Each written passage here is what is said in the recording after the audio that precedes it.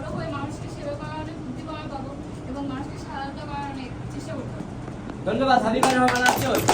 এবার জাফর অনুভূতি বলো। বলো। আর একটু কাজ শেষ করে দিয়েছেন।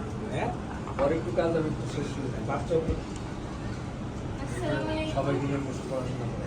আজকে এখানে উপস্থিত সবাই তো বড়, আমরা ছোট।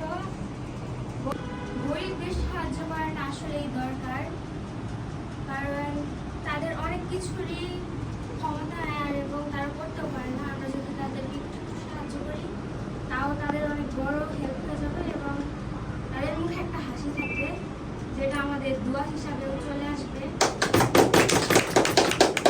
ধন্যবাদ তাফিকে সুন্দর। পাঠচক্র বিষয়ক সম্পাদক, তার মানে কি যারা আছে এইখানে দু একটা বই সংগ্রহ, বইগুলো সবাই সদস্য যারা আছে গোল হয়ে বসে পড়বে, এইটা হলো পাঠচক্র। ঠিক আছে, যেমন আমি করতাম রিহার্সাল করার আগে কি হতো, মানে তাকে ব্লকিং এ যাওয়ার আগে বইয়ের মধ্যে রিডিং পড়লে জড়তাটা কেটে যায়, মুখের জড়তা যায় কিন্তু ওটা কিন্তু কেটে যায়, এই জন্য পাঠচক্রটা করানো হয়। একই বসে এখন আমি আপনি অনেকে আমরা আছি যে আমাদের সামান্য আছে, সামান্য দিয়ে আমরা কাউকে কিন্তু সন্তুষ্ট করতে পারি না। এখন 10 জন মিলে যদি আমরা একটা কি করি, একটা অ্যাসেট তৈরি করি, সেই অ্যাসেট দিয়ে আমরা মানুষের মুখে হাসি করতে পারি। এই মূল পার্থক্য এটাই, যে সংগঠন হচ্ছে এই কারণে যে মানব সেবা সংগঠনে ততটুকু দিয়ে মানুষকে সাহায্য করবে, একা কিন্তু করা যায় না। আপনি ইচ্ছা থাকলে আপনি করতে পারবেন না, আপনার ক্ষমতা আছে, সমর্থ আছে, বলতে পারছে না, তাকে আমরা পাওয়া দেবো। এটা কিন্তু একটা সেবা।